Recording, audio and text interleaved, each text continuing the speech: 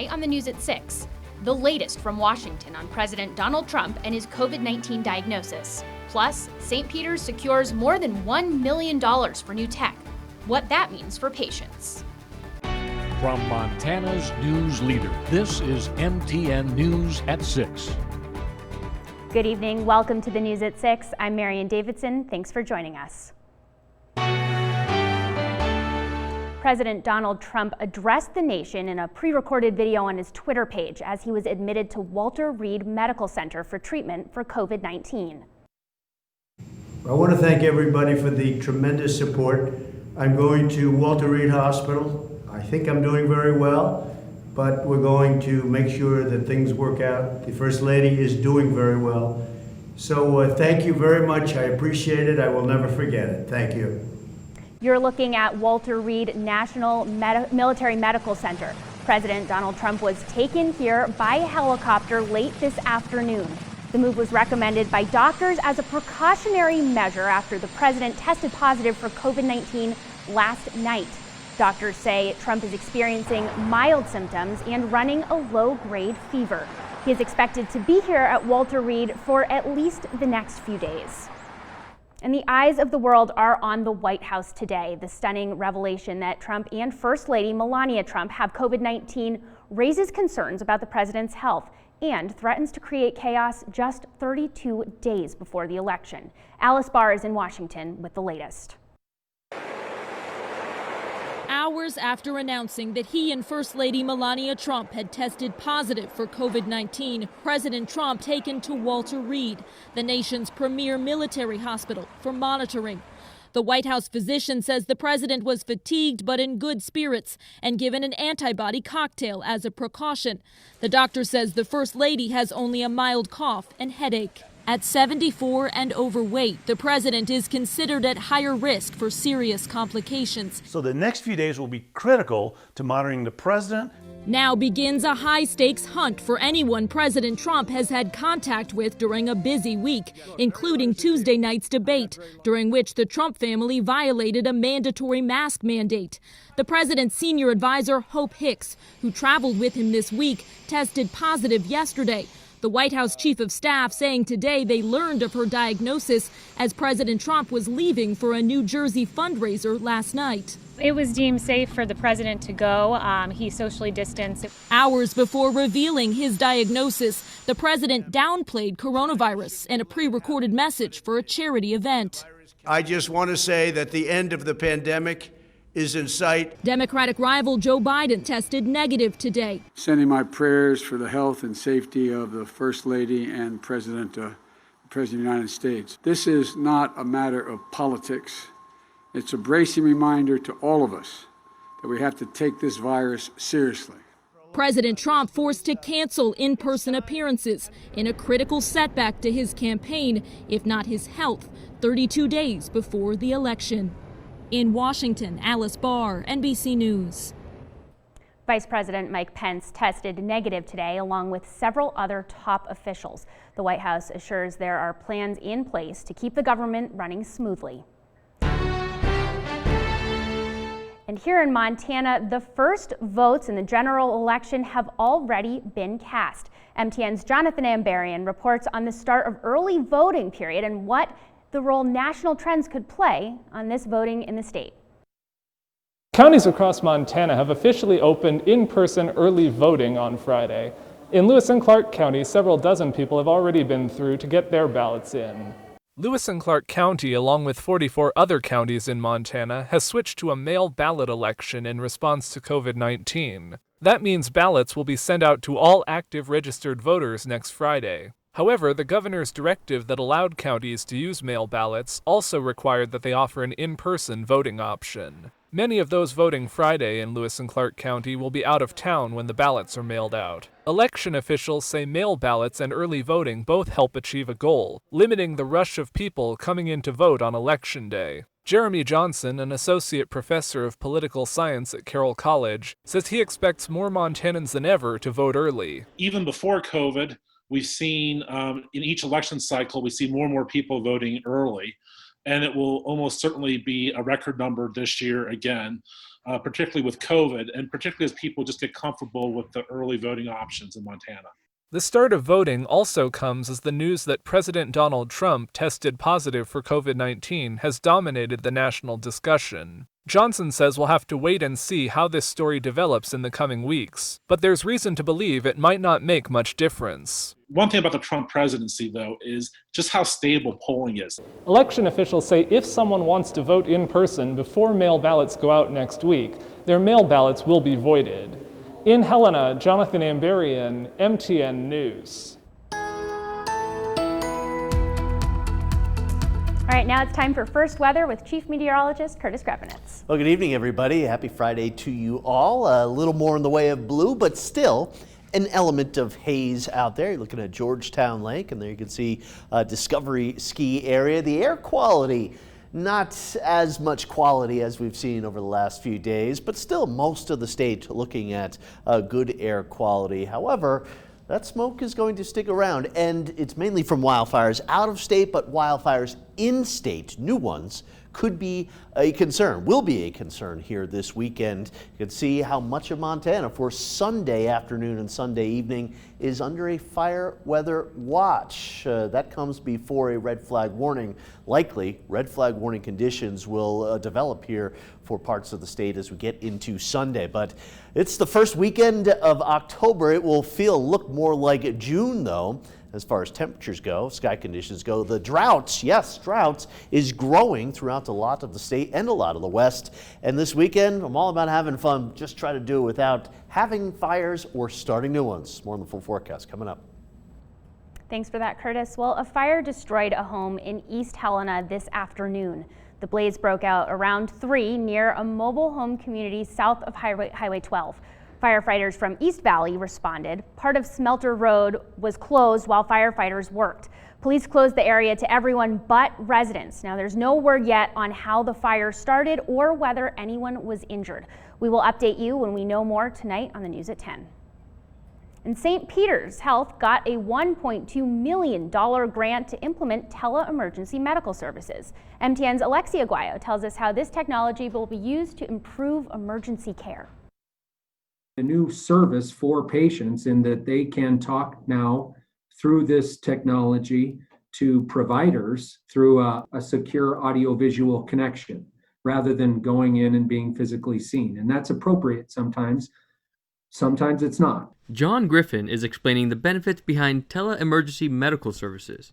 These services include having a reliable visual and audio communication system between the healthcare facility and the first responders on scene. Griffin states this type of communication will improve care to those in rural and local areas and decrease the amount of patients in the emergency room. The EMS teams will be able to go to somebody's house, and if they say, wow, this is a scenario where, for instance, we need a behavioral health specialist to talk to this patient, then we can virtually or digitally connect to a behavioral health specialist and facilitate a visit that patient needs at that moment, rather than them traveling to the emergency room and waiting in a room that's not the best environment for what their needs are at that moment. St. Peter's says they already have 10 local and rural first responder partners, like volunteer fire departments, ready to participate in this technology. The Health Resources and Services Administration awarded St. Peter's $300,000 a year for the next 4 years, with the hope of having as many partners on board by the second year. St. Peter's Health will be hiring coordinators and more individuals to help fully implement these new services.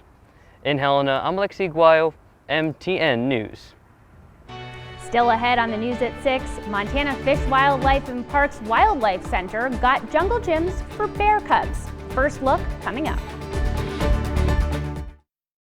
From Montana's news leader, you're watching MTN News at 6. Welcome back to the news at 6. Well, here in Montana, it's no secret that bears, especially young ones, like to climb. And thanks to donations and volunteer efforts, the Montana Wildlife Center has new bear jungle gyms for cubs. MTN's John Riley gives us a first peek. The roar of chainsaws and heavy equipment filled the air of Montana Fish, Wildlife and Parks Montana Wildlife Center Friday morning as volunteers built new jungle gyms for the bear enclosures. The several-ton, multi-story jungle gyms located next to Montana Wild provide crucial enrichment for the grizzly and black bear cubs in FWP's care. It's really important for bears in general that they need to have a line of sight and be able to see. So that's why they're so important, and it gives them an opportunity to play, to climb, and it keeps them not only physically healthy, but mentally healthy. The Wildlife Center sees several orphan bear cubs every year and has seen as many as 25 bears in a single year. The first bear jungle gyms were designed by Robert Pecha and Associates nearly a decade ago. While big timber logs are sturdy, they break down from the elements in time and eventually need to be replaced.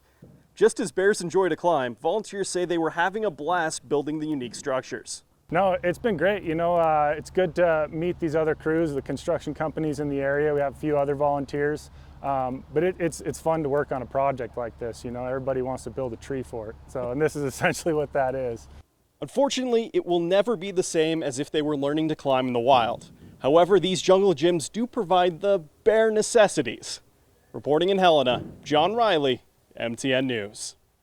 The Montana Outdoor Legacy Foundation and the Foundation for Animals are also working to build new bird enclosures for the education and rehab raptors at the Montana Wildlife Center.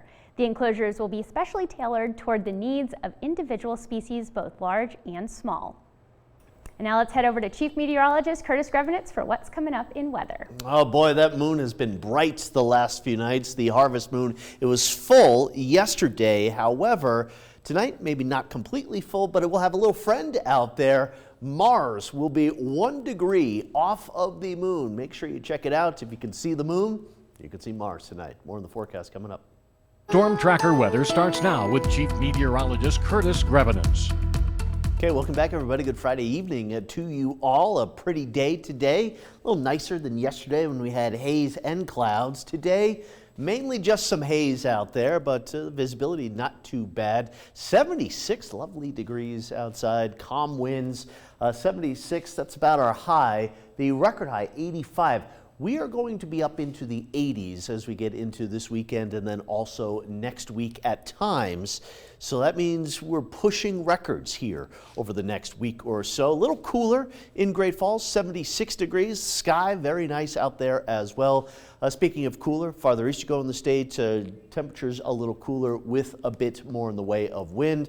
A little warmer with less wind in the western part of the state. Sustained winds still 20 miles per hour in Miles City, 16 miles per hour in Jordan and Glendive. Calm though in Helena, and the wind will be an issue. Maybe not so much tomorrow. A lot of the state will be looking at fairly calm conditions tomorrow. Eastern Montana, north wind maybe 10, 15 miles per hour, but heading into Sunday, when we're likely to experience red flag warning conditions, strong winds, low humidity, very dry, warm temperatures. That fire danger will be an issue in the wind on Sunday afternoon. And it will be something to watch to see if any of the existing fires that are still kind of smoldering out there, if they increase in activity with the wind. And certainly something to watch will be the possibility of new wildfire starts. It won't be from lightning, because we don't have any precipitation. Had a couple of showers into the eastern part of the state earlier today, but once again, a lot of the west, extremely dry here and smoky as well. This high pressure that isn't going anywhere kind of perpetuates the smoke here. We have a clockwise flow around high pressure, and that's really just kind of keeping the smoke in the west without a big storm to kind of blow it all out of here. So while the smoke, not so bad out there today and won't be that bad out there tomorrow and Sunday, we'll still be looking at an element of smoke in the sky, and it could get worse if we have new wildfires start here. So through Saturday into Sunday, some hazy skies. There will hardly be any clouds in the sky here through the weekend. Monday and Tuesday, maybe a little break from the smoke before it starts coming back in our direction for Wednesday and Thursday. Very dry conditions out there as well. No clouds tomorrow, hardly any clouds on Sunday. Potential for a couple of showers far eastern Montana Sunday night into Monday, but that's about it until maybe next weekend. Through Tuesday, Wednesday, and Thursday, here we go, and not a lot going on. Tonight, don't forget to check out that moon very close to Mars as well. And Mars, it's making one of its closest passes to Earth here, is making its closest pass to Earth of the year. So It's not going to be big or as big as the moon, but it certainly will be noticeable out there, the color especially.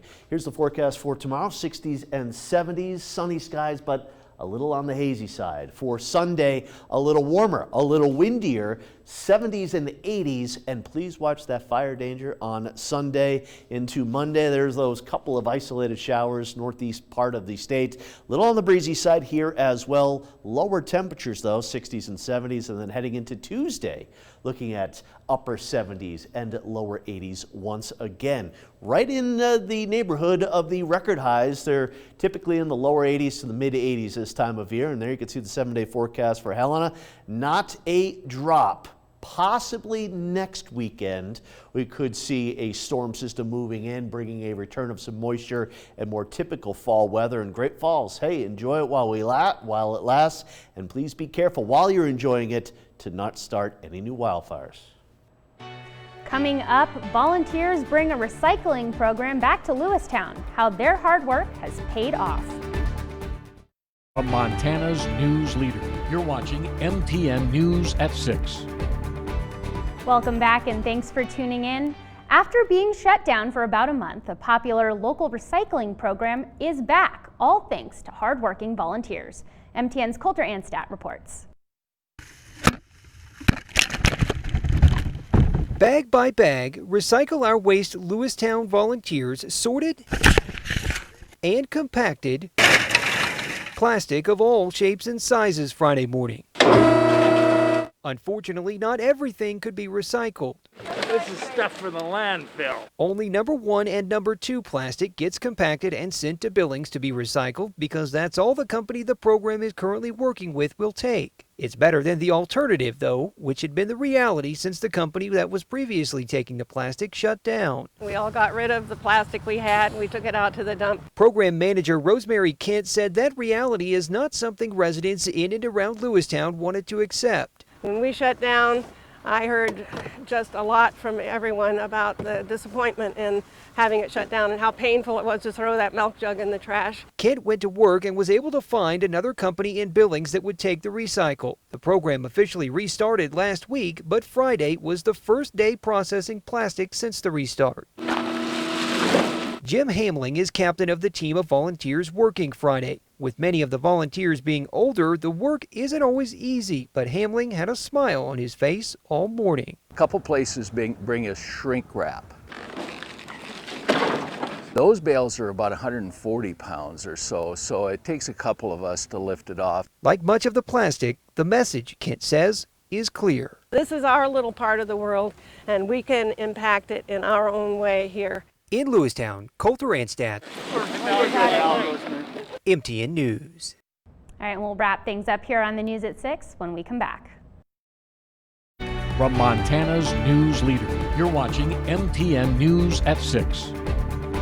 The Great Falls High School homecoming football game was canceled due to COVID-19 concerns at Belgrade, but the Bison still got to celebrate.